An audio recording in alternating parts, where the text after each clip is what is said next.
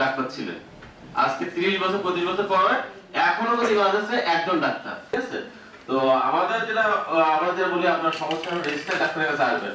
আমাদের গ্রহীতাদের সেবা দানের ক্ষেত্রে যে যে চ্যালেঞ্জগুলো থাকে, সেবার মান উন্নয়নে আমরা বেশি কথা বলবো না, চেষ্টা করবো ওই 4টি বিষয় অগ্রাধিকার থাকে। যদি সে হলো বাস্তবায়ন করে থাকি। উপজেলা অ্যাডভোকেসি নেটওয়ার্ক কমিটি, এটা ওয়েব ফাউন্ডেশনের মাধ্যমে করা হয়।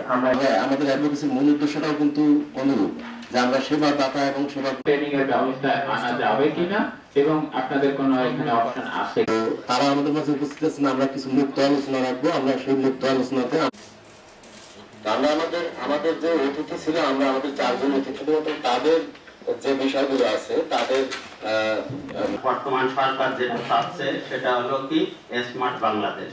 সেই স্মার্ট কমিউনিটি আছে যারা কি আমাদের সেবা গ্রহণ করে, সেই সেবা গ্রহণের ক্ষেত্রে আমরা শুধুমাত্র তাদের যে বিষয়গুলো আছে, তাদের মানে আপনাদের কাছে অলরেডি একটা কনসেপ্ট নোট আমরা দিয়েছি, ওখানে কি কি ধরনের প্রশ্ন আপনারা করবো।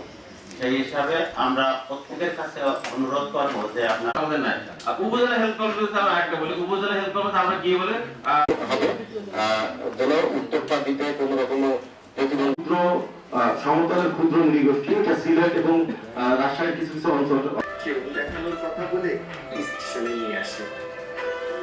ক্ষেত্রে যে প্রতিবন্ধকতাগুলো আছে, আমরা সেগুলো কি করে নিরসন করা যায়, আমরা সেই দিক প্রশাসন অধিকার ন্যায্যতা এই অংশ থেকে